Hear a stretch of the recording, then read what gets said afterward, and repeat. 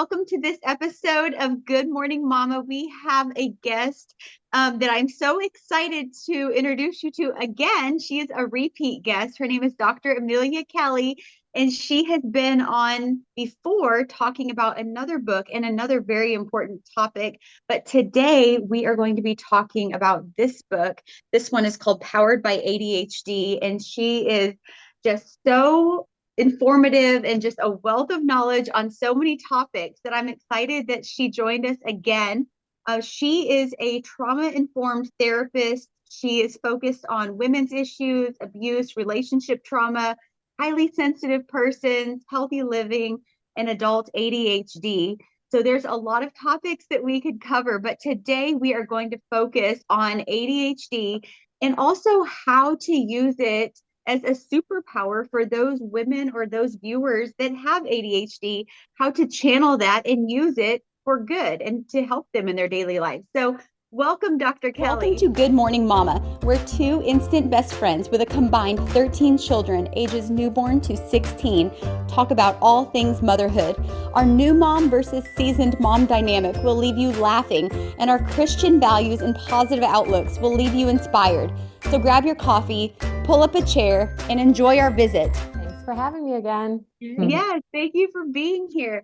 Well, Chelsea and I have read your book, and we think that it is just so interesting the way that you talk about ADHD, because I think sometimes you hear about that and you don't think of it as something that, when managed properly, can be used to help someone in their day-to-day lives, or use it almost like a superpower rather than a negative. So I think that's really neat how you frame that.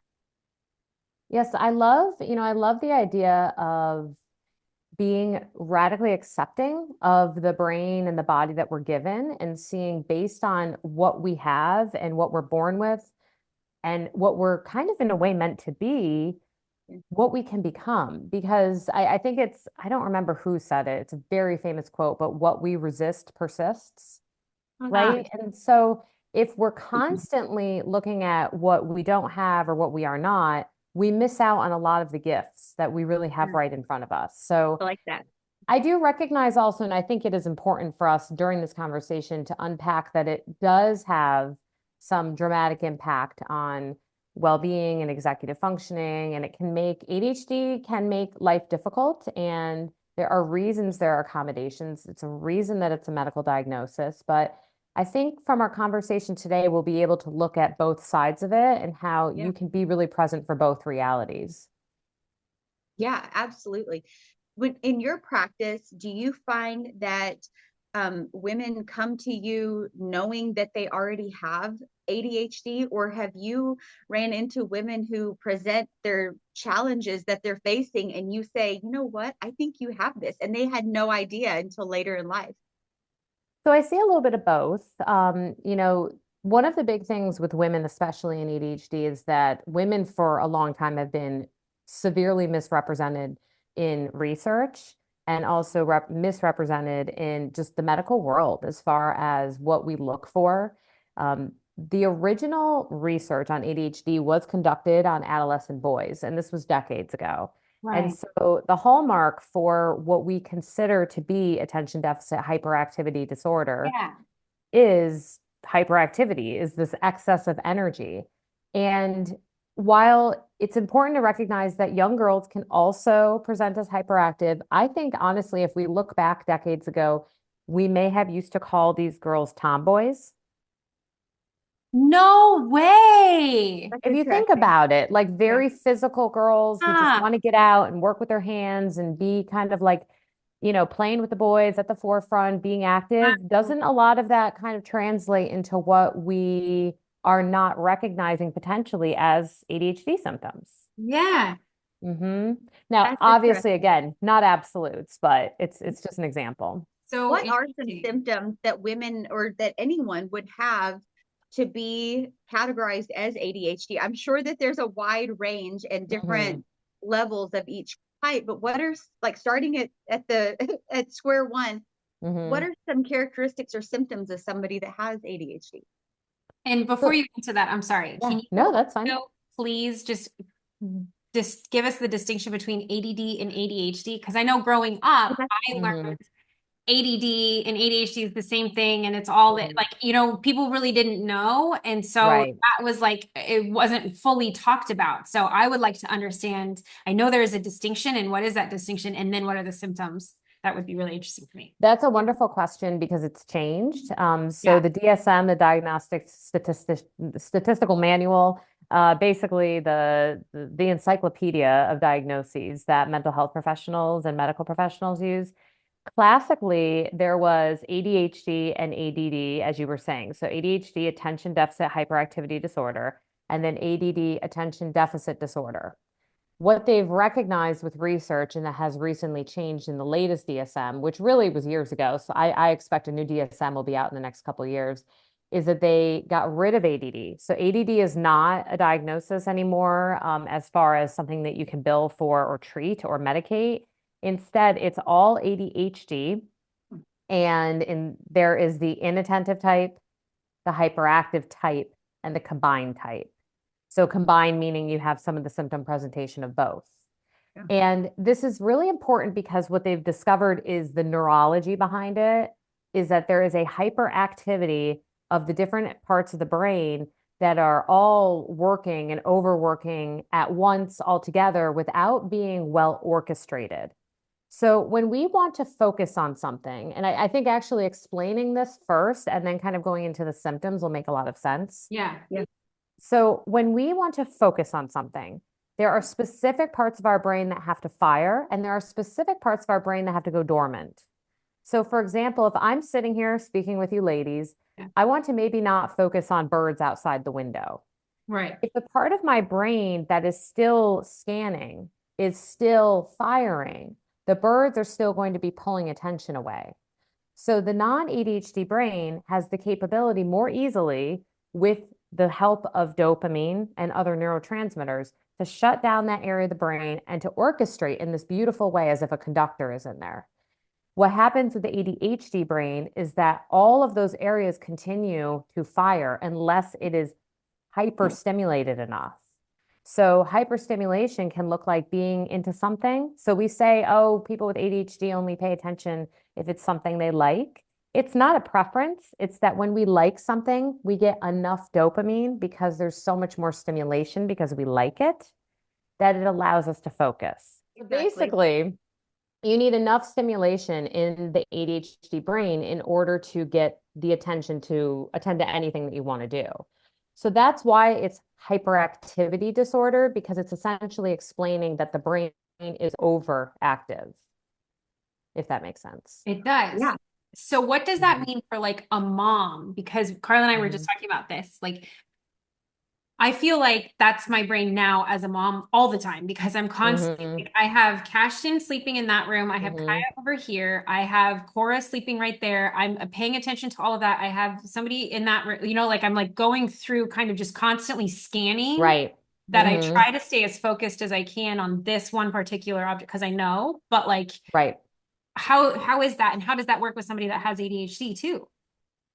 So you bring up a good point as far as executive functioning. So that's what you're talking about right now. Okay.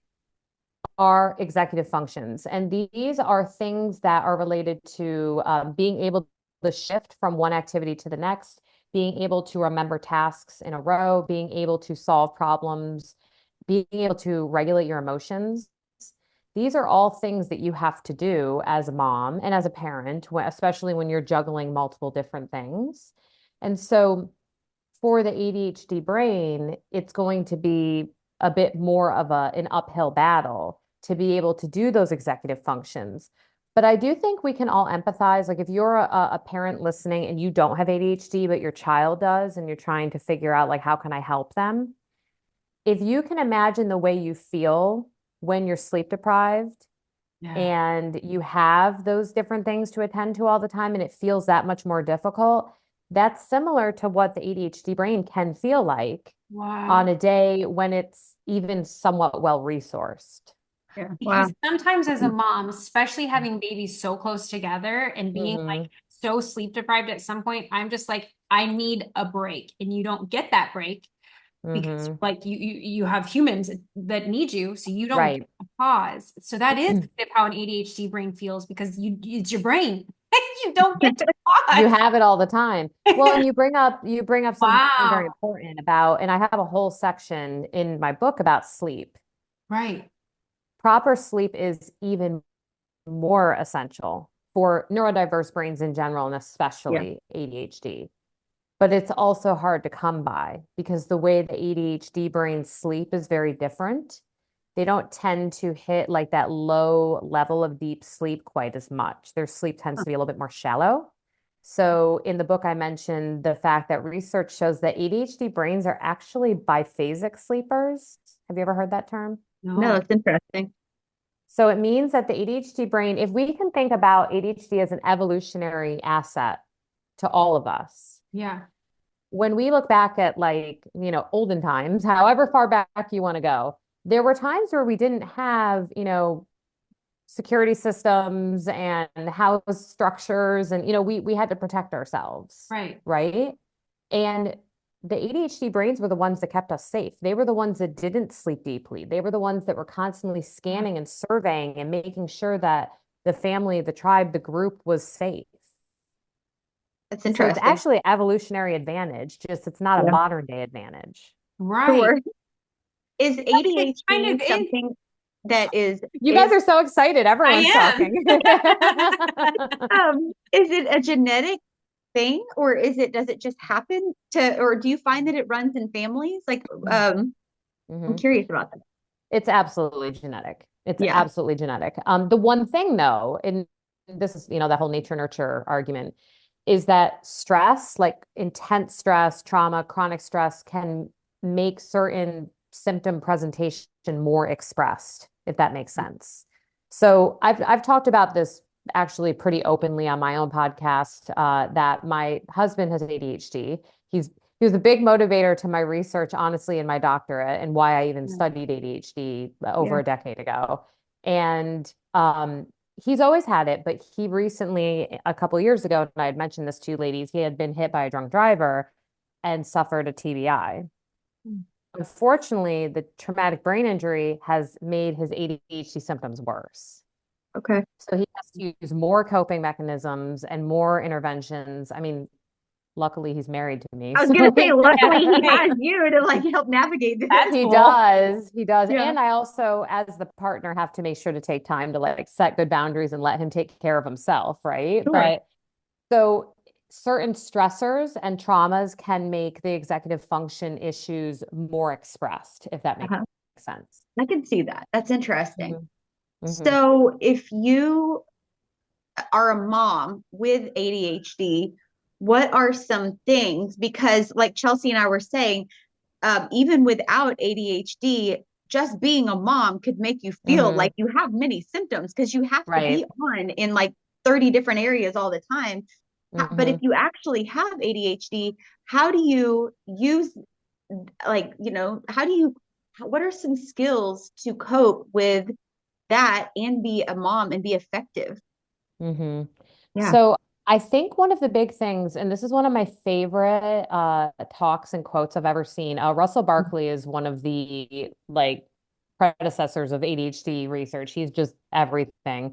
And he talked about the idea of props. So when we look at someone who is handicapped, for instance, we don't expect them to use the wheelchair chair ramp enough times where they no longer need it. They will always need Right. a wheelchair ramp. Right. Sure. That that is similar to how we need to look at ADHD. I think up to this point, and I'm speaking about this kind Yeah. of how we've helped children, but it really applies Sure. to adults and women and moms, is that we have to stop looking at helping the ADHD brain as behavior modification. You can't Okay. behavior modify someone out of ADHD. Sure. They instead need lifelong props put in place that are there to help you be your most successful self. So we're not going to take the ramp away from someone who is Yeah. Yeah. handicapped, just like we're not going to take away the smart calendar or the exercise routine or the designated sleep hours. Like we are not Yeah. ever going to say you should be able to work your way out of ADHD. Yeah, that's a great analogy. And that takes a lot of the Yeah, I think pressure it's so off. Just important. there's Yeah. freedom in that, being able to accept that Right. and say, okay, these are the Hmm. strategies. So as a mom yourself, do you already use those tools with your children as far Hmm. as like their day-to-day, just regular Hmm. lives? You just implement those tools so they become second nature for them to process? Would that be suggested as a mom with a child with ADHD? I don't know if I'm just wondering if moms that have kids with ADHD, does it make sense to start incorporating those tools as well? And how do they do it? So routine is something that I think is under celebrated, but should be absolutely focused on when it comes to really any parents, but especially if you have children with ADHD or if you yourself, because let's say, for example, your children do not have ADHD, Right. which would be somewhat surprising to me, honestly, if you have ADHD, but let's say hypothetically they don't. As a parent, you need the routine and the structure yourself if you have ADHD to create a sense of peace and safety and emotion regulation. So we know our children function better when we are more regulated. Right. And so that serves a purpose for the mom. But then likewise with children, when they have routines, and they don't need to be so rigid that you're, causing stress and anxiety, but when there's a sense of normalcy and it's kind of like props. The routine can become like a prop to the family in a Mm-hmm. way, if that makes sense. Mm-hmm. Yeah. And also, I think it's important to recognize that the way that routines are going to look for your ADHD children will be different than a neurotypical child. So, neurotypical being a child without ADHD. For example, if I'm suspect there, my child that you met during our edited out mom moment, I do not suspect that he has ADHD, so he can take a really quick transition. Okay. I can say, "Hey, buddy, it's time to put your shoes on. We got to go," and he'll just do it. But if you take a child who does present with ADHD symptoms, the transition piece needs to be a little bit more cushioned, for example. Yeah. You need a little bit more time carved out to let them transition from what they were focusing on and to the idea of shifting to another thing. So making sure to put that in your schedule can be really helpful for not only you as a parent, but for your children. That'll alleviate some frustrations and pressure. Hmm. I know growing up, for me, at least my exposure or experience with ADHD or, ADD, is that even relevant anymore? I would say ADHD and attentive type. And But people, laymen, some people do say ADD, so you're not okay. going to get Yeah. canceled for Uh, it. But I know there was a lot of like, and especially being a mom now, there's been a lot of Hmm. reference to like over medicating our kids and not letting Hmm. them outside and certain things that you're just doing wrong, wrong, wrong, wrong, wrong when it came to curing that. And like you said, the behavioral, you can't behavior modify the ADHD out of the child. So I'm Right. so curious as to what are like in addition to like those cushions and all of that, like what are some symptoms and things to be looking out for as a mom and how can we like if I don't have ADHD or maybe I do as an adult, maybe Hmm. that's what you see as clients. How do Hmm. you find that empathy and resonate with your child and be able to like work with schools and work with different Hmm. programs that they're in to be able to get them understood and know that we want them to be functioning, right? They're going to have to be okay with fast transitions when it comes if they go to work or in future. I mean, Hmm. how do you work with that? So Sorry. I realized no, that's great. I realized we never highlighted just literally the symptoms, so that probably would help. Yeah. And then your other question was fabulous, so you might need to remind me, and we can go back to it again. Okay. Um, but as far as the symptom presentation, and I think this also answers a question that earlier we look at us, we're giving examples of what it's like to have Yeah, 10 I different know. avenues you want to go down. That's why I'm Um, like, do I have ADHD? Can we diagnose me on the podcast? Because I think it might be. I mean, it's a collection of assessments, but so with ADHD hyperactive type, you're going to be looking at someone who has a hard time staying still, someone who feels physically restless, mentally restless, someone who blurts out in, conversations, or as an adult, this is interesting. A lot of these questions are geared towards children. So there's this hilarious question. It's something like, do you get up and run around the room? All of my adults are like, no. But so I asked them, do you want to? Yeah. I think that's an important thing as Interesting. adults. right? To tap into, we learn to mask, especially as women, we learn to mask and resist a lot of the things that we would like to do to make our body feel better. Mm-hmm. So the hyperactive type is going to look like this kind of like running on a motor feeling where it's hard to focus because of this excess energy. Mm-hmm. The interesting thing though is I don't want to energy as its whole. We could have a whole podcast episode about the gift of energy and Yeah. also how it can sometimes, be the, I don't know, as we say sometimes, the kryptonite for focus. Now the inattentive type, and this is to say you're not going to just have this clear line in the sand. You only have this and you only have that. But inattentive type, the reason you get distracted, you can't focus is more from distractibility. There can sometimes be this like feeling or sense of a failure to launch, a failure to get going in certain things. The inattentive type can have this really intense flight of ideas where you're just kind of off. We call it daydreaming. But it's hard to kind of sit in one Yeah. one thought train, if that makes Yeah. sense. Yeah. So it's going to look a little bit different in each, but a lot of folks have combined. Now, Mm-hmm. women, classically, I have seen a little bit more of the inattentive type in at least the women that I work with. And Mm-hmm. if they do have hyperactive type, this is interesting. A lot of them come to me misdiagnosed with generalized anxiety disorder Huh. Oh. and or trauma. But Yeah. because what they have is this intense flight of ideas and thinking, and the ideas are not just, oh, I'm going to go invent something. The ideas can be, oh, I need to do this and that, and I don't want to forget this. And it's just this constant hamster wheel in your mind Mm-hmm. that you can't get off of. You can't relax. And so this sensation can look a lot like Like anxiety. anxiety. Huh. That makes sense. That's interesting. Mm-hmm. And And how then does what was your, postpartum affect that? oh my goodness, postpartum.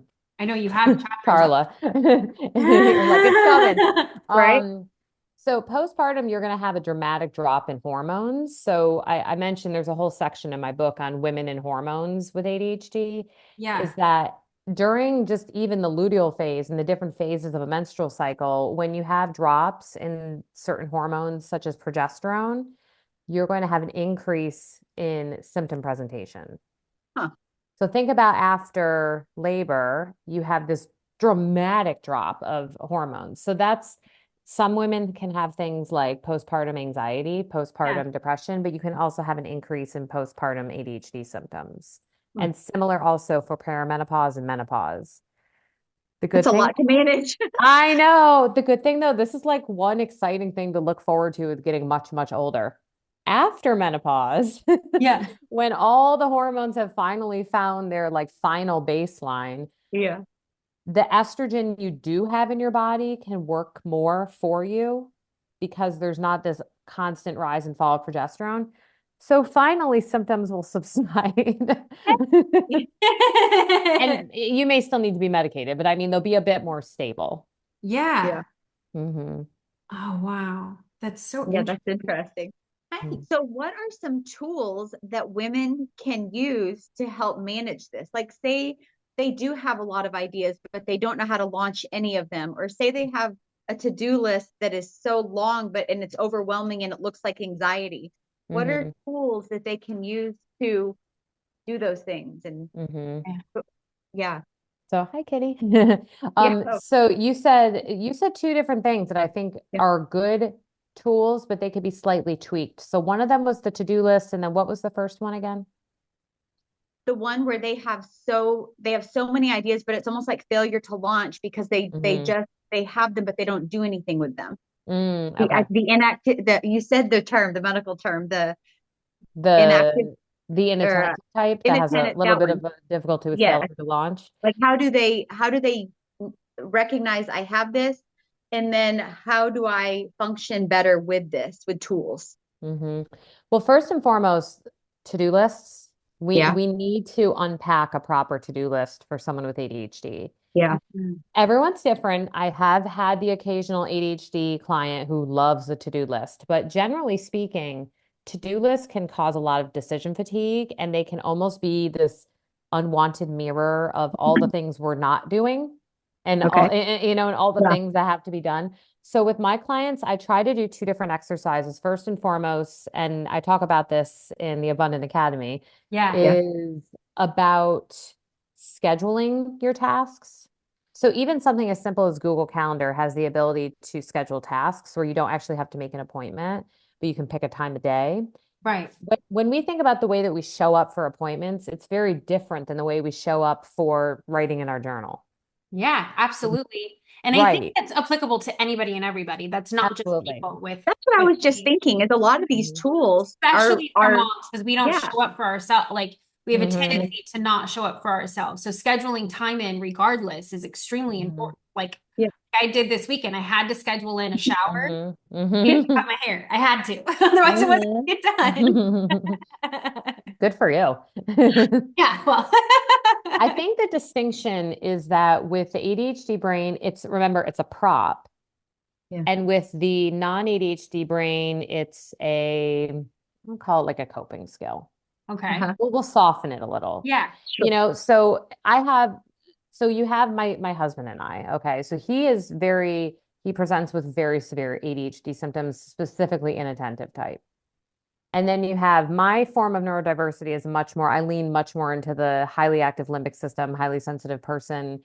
I have a bit of a flavor of the hyperactive ADHD type, but he's like clinically inattentive ADHD. He has to put the things on his calendar. That's the difference. Yeah. Whereas it helps me, especially being a working mom and having Yeah. 15 million projects all the time, Right. which is probably why I probably do have hyperactive Yeah. ADHD. Like your But two courses on uh, Abundant Academy and your right. books and your workbooks. My friend the other day asked me about like, so how's work going? And I just looked at him and I said, I can't even talk about it right now. I was like, there's too much. I It's don't have too enough much, time. too much to unpack.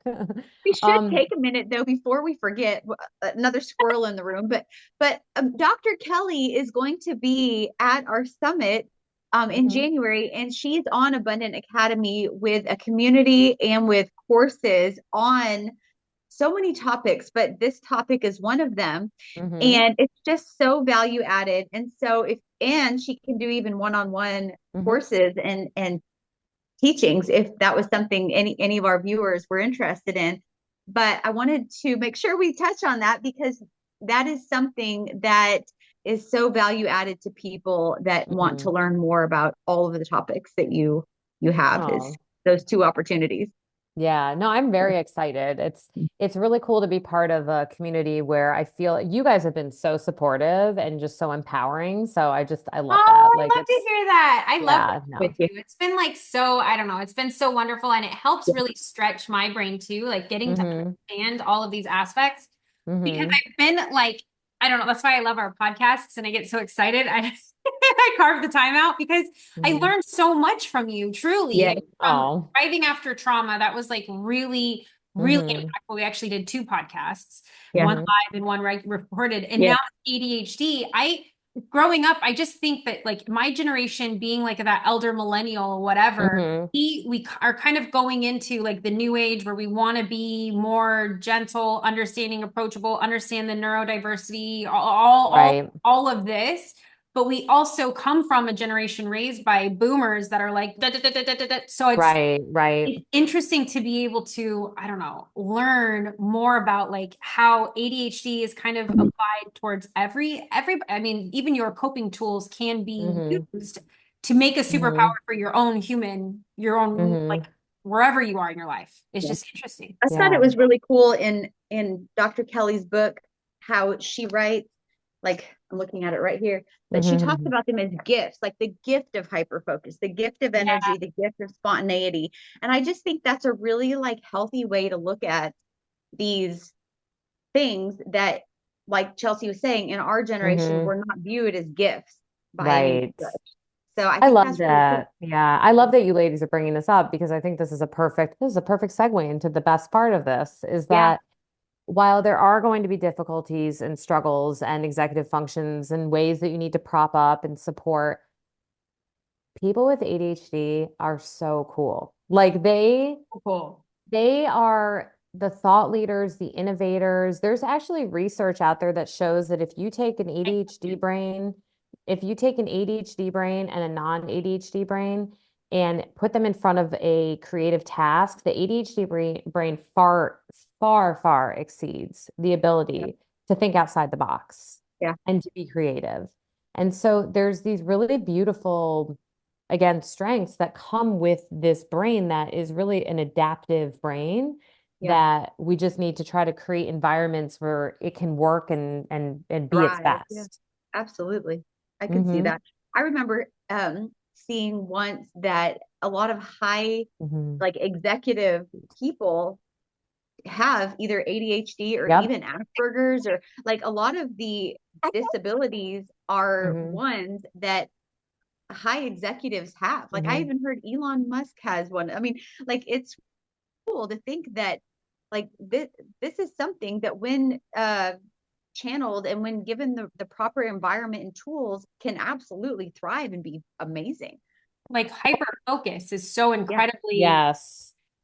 that's insane. Also, that kind of makes me think that I may have ADHD because I Yeah. Are we really, diagnosing really you today, hyper Chelsea? focused. What?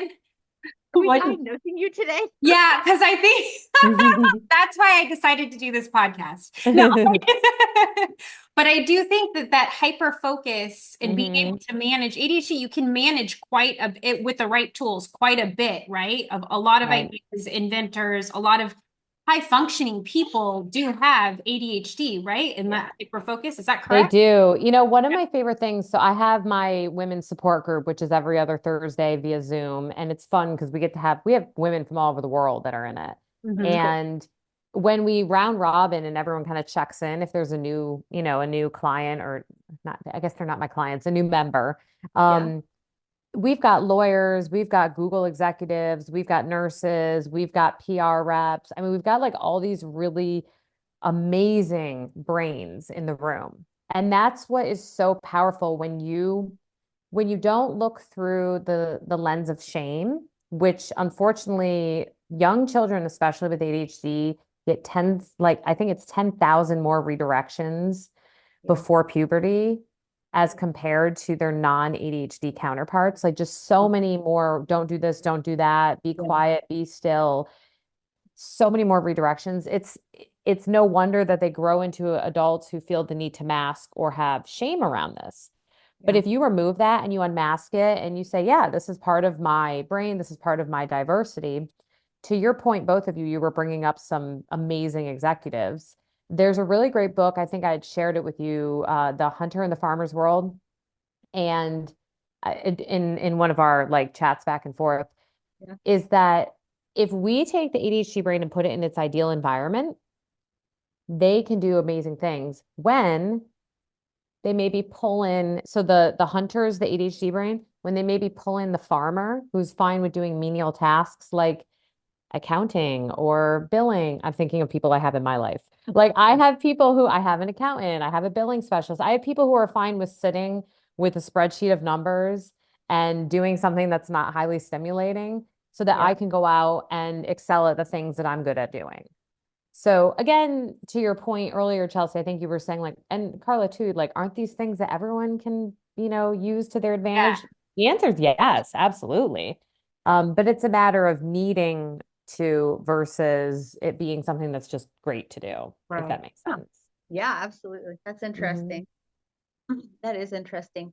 Um, I have so many questions. So, what um what would be ideal career choices, or um what fields would somebody with ADHD really excel in, have you seen? Hmm. I'm glad you asked this question because I think this is one of the myths around ADHD that there is technically certain jobs that are going to be better or worse Yeah. to a point. So Okay. classically, I think there was this notion that ADHD brains are really good at hands-on. You have to have a lot of excitement, a lot of, things like ER nurses, hairdressers, waitresses, things like that, hands-on Yeah. construction work, things where you're physically doing things. That is very true for some ADHD brains. So I'm going to throw that out there. Yeah. that having diversity, having the ability to be active, having the ability to, have days that don't run into each other and are always different can be great, especially for the hyperactive brain. But I want to throw this out there. If you remember me saying earlier, if there's something you're personally deeply really interested in, your hyper focus gift can be turned on. True. So there's this notion that people with ADHD have a hard time reading, have a hard time like sticking to a book or, kind Okay. of having even Sure. even when we created Powered by ADHD, my book, I remember Penguin, my publisher, being very intentional about having bite-sized information, right? So you don't Mhm. lose track. Yeah. However, I have clients who their version of hyperfocus is reading. Okay. So I have clients There's who no are one size 80. fits all, it looks like. Yeah. Exactly.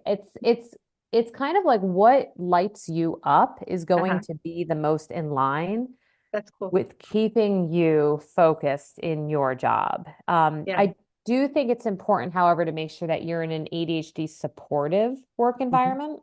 Hmm. So some things that don't work well for the ADHD brain are vague timelines or Yeah. deadlines, having too much open-endedness, also environments where they're not encouraged to think for themselves or to be creative, Okay. environments where for some people where they're too hyperstimulated and you have to be around people all the time, that can be very hard for some ADHD brains, Yeah. and or too understimulated where you never have contact with people. So actually in my book, I'm doing this, I'm pointing up it, it's in the little row up there. Yeah. I do have a personalized ADHD vocational test that Uh-huh. brings you through questions to help you specifically find your perfect job for you. That's really cool. And that would be good for, teens and young adults to be Right. aware of, as they're getting started in their career path, rather than after several failed attempts at different jobs that didn't Yeah. work. This would be good to know earlier so you can, you know, use these tools. I thought of another question Well, about medication. you actually said something super important just there, Yeah. though. I want to make Go for sure it. Yeah. we touch on. Yeah. It's also very normal for the ADHD brain to want to try different things out to figure out what they truly want. Okay. So it's not a failure. Anyone Yeah. listening, please know it's not a failure if you've tried various different jobs and it's taken a little bit longer to find your final home career-wise, because some ADHD brains really need that experiential hands-on experience to know whether or not something is right for them. Sure. That makes sense. Yeah. So, So mhm. that way they can say, okay, I've tried that, check that box, check this box. I've tried Yes, these things. Yeah, that's yes, growth interesting. mindset. Does does someone with ADHD always need medication, or are there things that they can do that don't require medication to manage this? Or have you found that it's usually always helpful to have some type of prescription? Such an important question and a big form of debate in the world of Yeah. ADHD. It really depends on a couple things. First of all, the severity of symptoms. So this is a spectrum, it's not an on-off switch. So I say if you are in an environment in your life where you are well resourced, you have time for things like sleep and exercise, you have the financial means to do things like eat eat a holistic diet, take supplements, maybe get yourself a neurofeedback band, which is a great thing for ADHDers. Interesting. If you have the ability to do things to really compartmentalize your life in a way where you're receiving the max amount of dopamine you can naturally, have at it. I mean, that's amazing. Yeah. But oftentimes, life is not designed that way, especially for moms and working parents and, people just being part of life. Yeah. And so it's very normal and totally healthy and okay to find a doctor who's well versed in your form of ADHD. I think that's important. I want to let's put a public service announcement out there. Please don't just go to your GP only and get a generalized diagnosis and medication if you have any question about Hmm. whether or not your medication is working for you. There's nothing wrong with going to your GP, but if it feels like it's not fitting, if it just feels like it's not the right type, because there are different variations of medications now, please go to a psychiatrist or a nurse practitioner who specializes in you.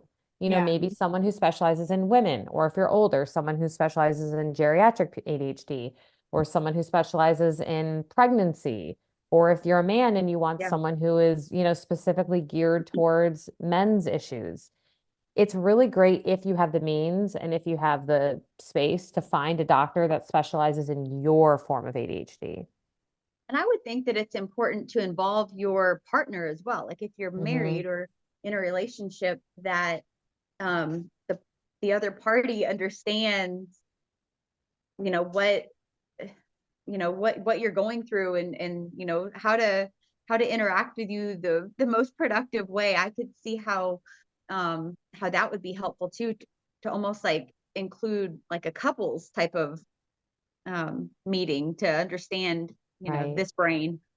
Yeah, Yeah. I mean, essentially what you're talking about is something called relationship accommodations, Yeah. where the non-ADHD partner is probably going to be better at certain things, and the ADHD Yeah. partner is going to be better at certain things. So one of Yeah. the biggest issues I see in couples is where we expect our partner to meet us where we're at all the time.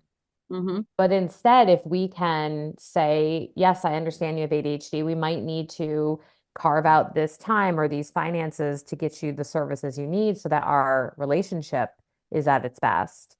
And, or maybe I understand you're not great at planning birthday parties, so I'll let you off the hook. I'm totally explaining my husband. I'll let you off the hook and Right. tell you what I want to do for my birthday because I don't want to stress you out. But I Yeah. know you're really great at other things. Yeah. And one thing about kids too, we didn't mention about children, and I think Chelsea earlier had asked about like whether or not to medicate our children. Yeah. I think this was much earlier on. This is something I try to encourage parents to look out for. If not medicating them causes them to have more social difficulties that hinder their ability to develop appropriately and safely in a way that enhances their self-esteem and sense of self, it might be worth looking into medication.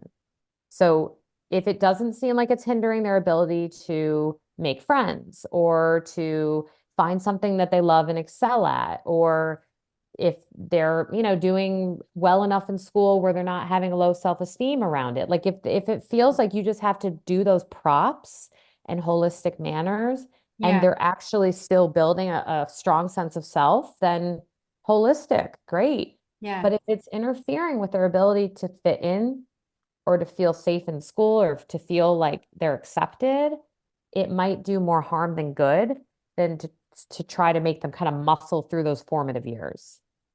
Yeah. That's interesting. Yeah. Good advice. Mm-hmm. That is good advice. Um, we are running a little bit behind for a next call. I just got blown up. I didn't see my phone. In the Oh, throes of the toddlers running out, I got like 16 calls from our finance guy that's like, "Where are you?" wait, were you the one managing the schedule? Because this would be very funny to integrate into the whole like diagnosis. Right.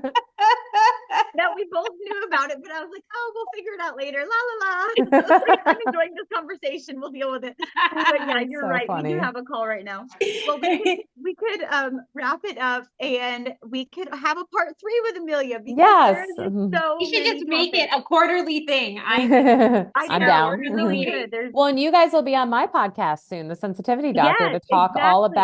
about being a working mama and mamapreneur and all Oh, the things. Yeah. so Yeah. excited. All of the things. We cannot wait to share. Well, your Abundant Academy should be live this week, I would say. Yay. We're going to Awesome. get going, and I really, really, really suggest that all of our listeners really join your community, because there they'll get free access to all of your articles when it comes to Mhm. Psychology Today, everything that you're writing on ADHD, thriving through trauma. They'll get access to all of your works, some supporting books, and we're actually working on some workbooks together to give Yes. self-guided tools. Did you So just want to like throw me out the window with the high heel lady? no, because it was so cute. I love it so much. And honestly, it's been such a joy working with you. Like, It's a lot of fun Referencing working for together. listeners, I'm very picky about art. So do the artwork and for the by cover had a lot picky, of thought. by picky, she means she sent me like suggested artwork for her books, and we went a little bit rogue, and she was like, can you bring it back to the original suggestion? So no, she really isn't picky. Okay, okay. But I am so excited to be getting all of Me those too. books out there too. And the Empowered Mom Summit is going to be like killer. It Super just keeps fun. filling I out. can't So wait. I can't wait. In the description for this podcast, we're going to put the link to Dr. Amelia's community because this will air next Monday. So we'll have it by then. Oh, We're also going to awesome. put the links to this book and we'll link her other books as well. Yeah, and So, they can get your books in your community too. So Yep. exactly. And I think my publisher sent a couple for the drawing too, right? For the Abundant Academy. Yes. Yes, So we have those. Yes, That's absolutely. exciting. We are so excited. I can't wait. And thank you so much for all of you're your tools. welcome. You're Yes. such a wealth of knowledge and you're so inspiring. Plus, Oh, we thank really you. think you should be an influencer. You should consider it. That B-roll footage of you and your husband, I was like, you and your kids. I'm like, how does one sign up to be an influencer? You've done it. You have your Well, influence. Chelsea still says she's not one, but she now has a page and she is one. But she, she's still claiming she's not one. So it's You gonna be know, So something funny. like that. I do want to do some, we talked about this briefly on like about AI and how to offload some decision fatigue, especially if you have ADHD to AI. So Oh my gosh. Interesting. Yes. And my text that I sent you, ladies, a couple of weeks ago, where I said, oh my gosh, Judy helped me come up with this outline for something, and it was going to take me hours. And now I have all this time to actually like hang out with my kids tonight. It was very enlightening. So we need to do like a Facebook Live or something with and talk about that like in the next couple of weeks. Yeah. We can put that on Yeah. the book. AI helping ADHD. I love it. It Yes. totally could. That's brilliant. It really could. I Yes. could see that. Oh, Your so okay. creativity. Yeah, your creativity, that ADHD Yeah, right. It's creativity. this Here we go. ADHD brain that I got. I don't know. Maybe we both have the superpower. Oh my goodness. Well, thank you for being on Good Morning Mama, and I'm sure we'll be featuring you again on our Oh. podcast. Thank you, Okay. ladies. Woo, Thank as I you. mouth my Yay. Bye. Bye. Bye.